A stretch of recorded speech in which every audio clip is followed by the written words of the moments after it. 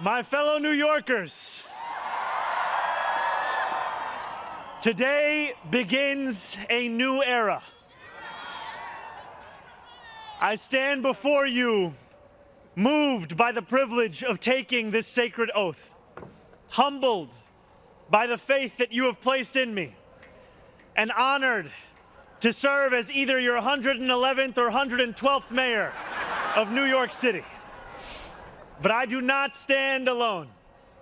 I stand alongside you, the tens of thousands of you gathered here in Lower Manhattan, warmed against the January chill by the resurgent flame of hope. I stand alongside countless more New Yorkers watching from cramped kitchens in Flushing and barbershops in East New York, from cell phones propped against the dashboards of parked taxicabs at LaGuardia, from hospitals in Mott Haven and libraries in El Barrio that have too long known only neglect. I stand alongside construction workers in steel-toed boots and halal cart vendors whose knees ache from working all day. I stand alongside neighbors who carry a plate of food to the elderly couple down the hall, those in a rush who still lift strangers' strollers up subway stairs, and every person who makes the choice day after day, even when it feels impossible, to call our city home. I stand alongside over 1 million New Yorkers who voted for this day nearly 2 months ago. And I stand just as resolutely alongside those who did not. I know there are some who view this administration with distrust or disdain, or who see politics as permanently broken. And while only action can change minds, I promise you this: if you are a New Yorker, I am your mayor. Regardless of whether we agree, I will protect you, celebrate with you, mourn alongside you, and never, not for a second, hide from you. I thank the labor and movement leaders here today, the activists and the elected officials who will return to fighting for New Yorkers the second this ceremony concludes, and the performers who have gifted us with their talent. Thank you to Governor Hochul. Thank you as well to Mayor Adams. Dorothy's son, a son of Brownsville who rose from washing dishes to the highest position in our city, for being here as well. He and I have had our share of disagreements, but I will always be touched that he chose me as the mayoral candidate that he would most want to be trapped with on an elevator.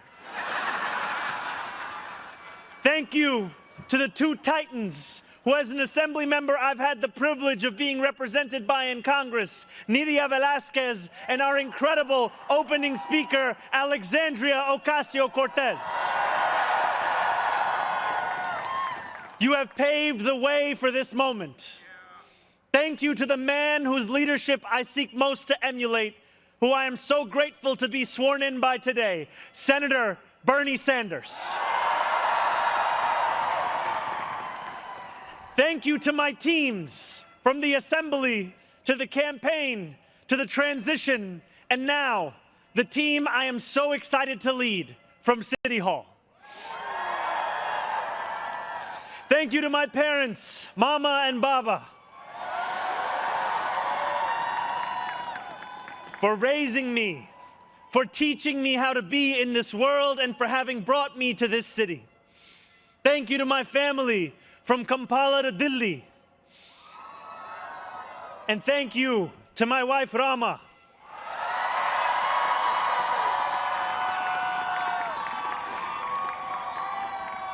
For being my best friend and for always showing me the beauty in everyday things. And most of all, thank you to the people of New York. A moment like this comes rarely. Seldom do we hold such an opportunity to transform and reinvent.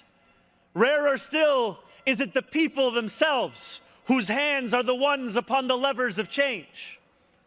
And yet we know that too often in our past, moments of great possibility have been promptly surrendered to small imagination and smaller ambition. What was promised was never pursued. What could have changed remained the same. For the New Yorkers most eager to see our city remade, the weight has only grown heavier. The weight has only grown longer. In writing this address, I have been told that this is the occasion to reset expectations, that I should use this opportunity to encourage the people of New York to ask for little and expect even less. I will do no such thing. The only expectation I seek to reset is that of small expectations. Beginning today, we will govern expansively and audaciously. We may not always succeed, but never will we be accused of lacking the courage to try. To those who insist that the era of big government is over, hear me when I say this. No longer will City Hall hesitate to use its power to improve New Yorkers' lives. For too long, we have turned to the private sector for greatness while accepting mediocrity from those who serve the public. I cannot blame anyone who has come to question the role of government, whose faith in democracy has been eroded by decades of apathy. We will restore that trust by walking a different path, one where government is no longer solely the final recourse for those struggling, one where excellence is no longer the exception. We expect greatness from the cooks wielding 1,000 spices, from those who stride out onto our Broadway stages, and from our starting point guard at Madison Square Garden. Let us demand the same from those who work in government. In a city where the mere names of our streets are associated with the innovation of the industries that call them home, we will make the word City Hall synonymous with both resolve and results. As we embark upon this work, let us advance a new question, a new answer to the question asked of every generation. Who does New York belong to? For much of our history, the response from City Hall has been simple. It belongs only to the wealthy and well-connected, those who never strain to capture the attention of those in power. Working people have reckoned with the consequences. Crowded classrooms and public housing developments where the elevators sit out of orders. Roads littered with potholes and buses that arrive half an hour late, if at all. Wages that do not rise and corporations that rip off consumers and employees alike. And still, there have been brief, fleeting moments where the equation changed. 12 years ago, Bill de Blasio stood where I stand now as he promised to put an end to economic and social inequalities that divided our city into two. In 1990, David Dinkins swore the same oath I swore today, vowing to celebrate the gorgeous mosaic that is New York, where every one of us is deserving of a decent life. And nearly 6 decades before him, Fiorella LaGuardia took office with the goal of building a city that was far greater and more beautiful for the hungry and the poor. Some of these mayors achieved more success than others, but they were unified by a shared belief that New York could belong to more than just a privileged few. It could belong to those who operate our subways and rake our parks, those who feed us biryani and beef patties, picanha and pastrami on rye. And they know that this belief could be made true if only government dared to work hardest for those who work hardest. Over the years to come, my administration will resurrect that legacy. City Hall will deliver an agenda of safety, affordability, and abundance, where government looks and lives like the people it represents, never flinches in the fight against corporate greed, and refuses to cower before challenges that others have deemed too complicated. In so doing, we will provide our own answer to that age-old question. Who does New York belong to? Well, my friends, we can look to Madiba and the South African Freedom Charter. New York belongs to all who live in it. Together, we will tell a new story of our city. This will not be a tale of one city governed only by the 1%, nor will it be a tale of two cities, the rich versus the poor. It will be a tale of 8.5 million cities, each of them a New Yorker with hopes and fears, each a universe, each of them woven together. The authors of this story will speak Pashto and Mandarin, Yiddish and Creole. They will pray in mosques, at shul, at church, at gurudwaras and mandirs and temples. And many will not pray at all. They will be Russian Jewish immigrants in Brighton Beach, Italians in Rossville, and Irish families in Woodhaven, many of whom came here with nothing but a dream of a better life, a dream which has withered away. They will be young people in cramped Marble Hill apartments where the walls shake when the subway passes. They will be black homeowners in St. Albans, whose homes represent a physical testament to triumph over decades of lesser paid labor and redlining. They will be Palestinian New Yorkers in Bay Ridge,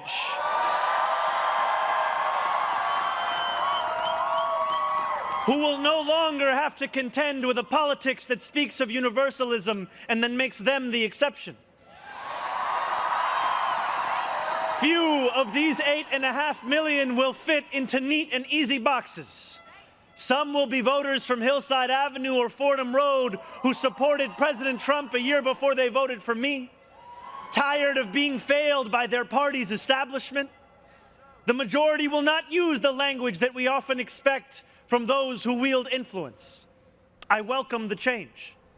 For too long, those fluent in the good grammar of civility have deployed decorum to mask agendas of cruelty. Many of these people have been betrayed by the established order. But in our administration, their needs will be met. Their hopes and dreams and interests will be reflected transparently in government. They will shape our future. And if for too long these communities have existed as distinct from one another, we will draw this city closer together. We will replace the frigidity of rugged individualism with the warmth of collectivism. If our campaign demonstrated that the people of New York yearn for solidarity, then let this government foster it. Because no matter what you eat, how you pray, or where you come from, the words that most define us are the two we all share: New Yorkers. And it will be New Yorkers who reform a long broken property tax system. New Yorkers who will create a new Department of Community Safety that will tackle the mental health crisis and let the police focus on the job they signed up to do. New Yorkers who will take on the bad landlords who mistreat their tenants and free small business owners from the shackles of bloated bureaucracy. And I am proud to be one of those New Yorkers. When we won the primary last June, there were many who said these aspirations and those who held them had come out of nowhere. Yet one man's nowhere is another man's somewhere. This movement came out of 8.5 million somewheres. Taxi cab depots and Amazon warehouses, DSA meetings and curbside domino games.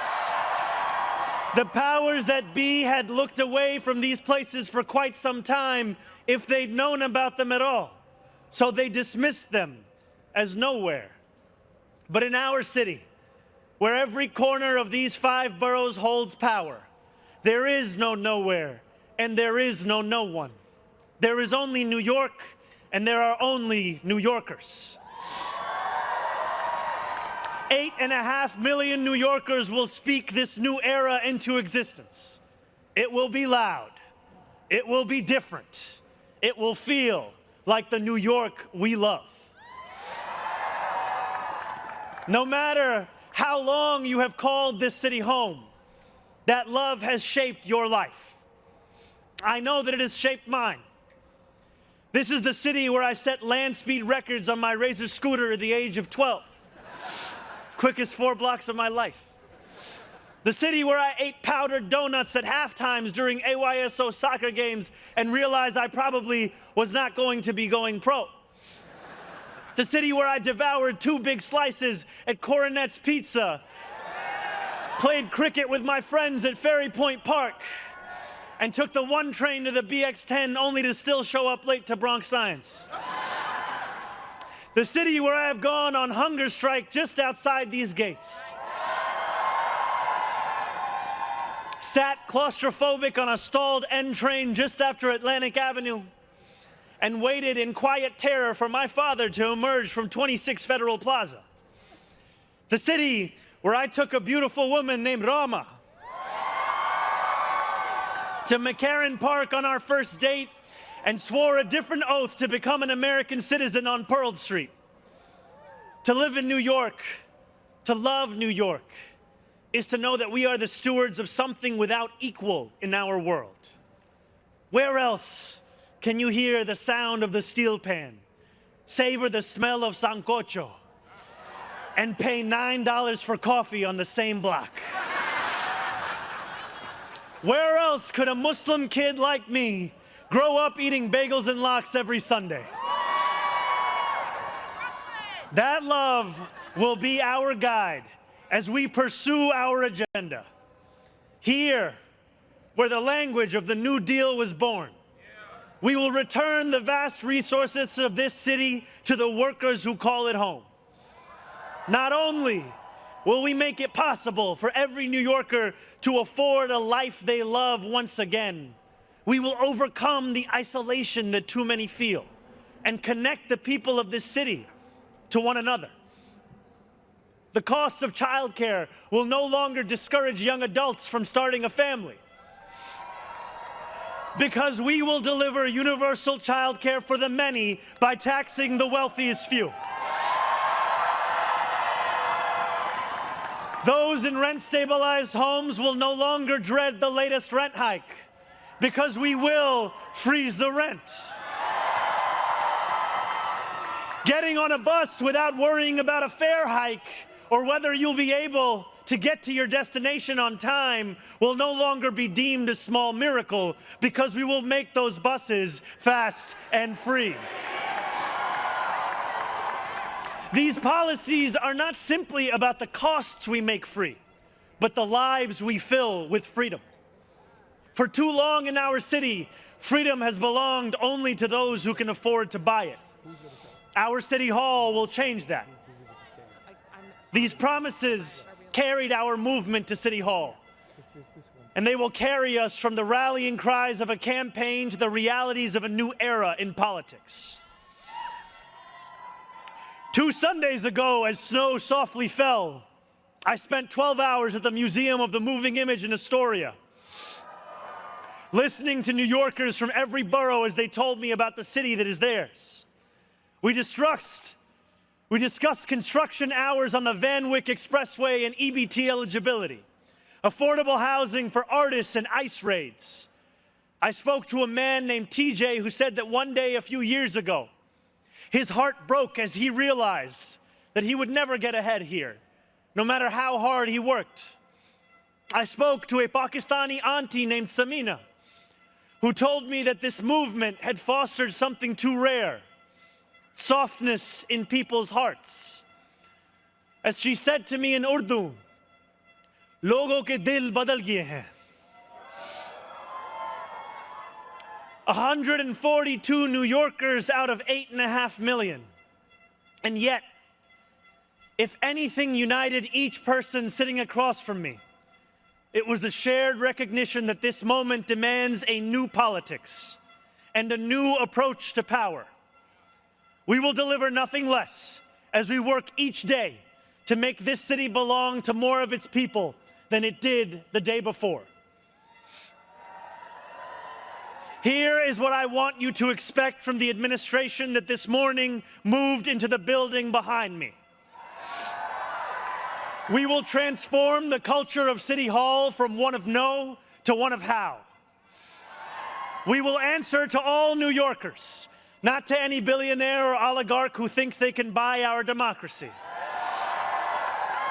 We will govern without shame and insecurity, making no apology for what we believe. I was elected as a democratic socialist, and I will govern as a democratic socialist.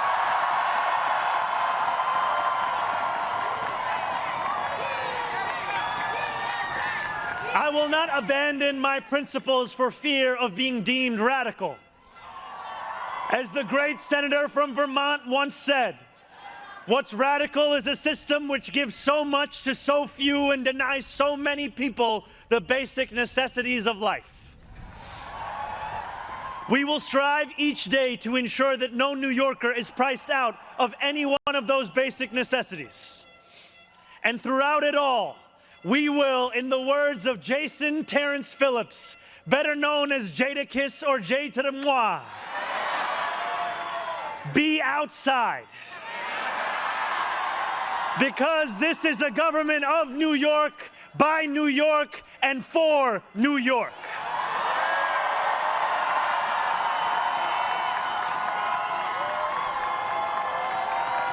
Before I end, I want to ask all of you, if you are able, whether you are here today or anywhere watching, to stand with me.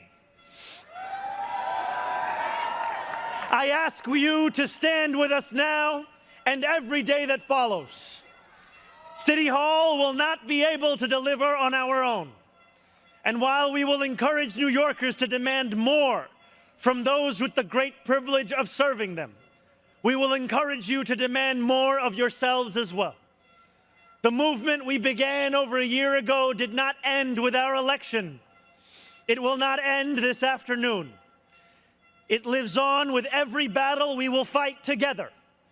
Every blizzard and flood we withstand together. Every moment of fiscal challenge we overcome with ambition, not austerity, together. Every way we pursue change in working people's interests rather than at their expense, together. No longer will we treat victory as an invitation to turn off the news. From today onwards, we will understand victory very simply. Something with the power to transform lives, and something that demands effort from each of us every single day. What we achieve together will reach across the 5 boroughs, and it will resonate far beyond. There are many who will be watching. They want to know if the left can govern. They want to know if the struggles that afflict them can be solved. They want to know if it is right to hope again. So standing together with the wind of purpose at our backs, we will do something that New Yorkers do better than anyone else. We will set an example for the world.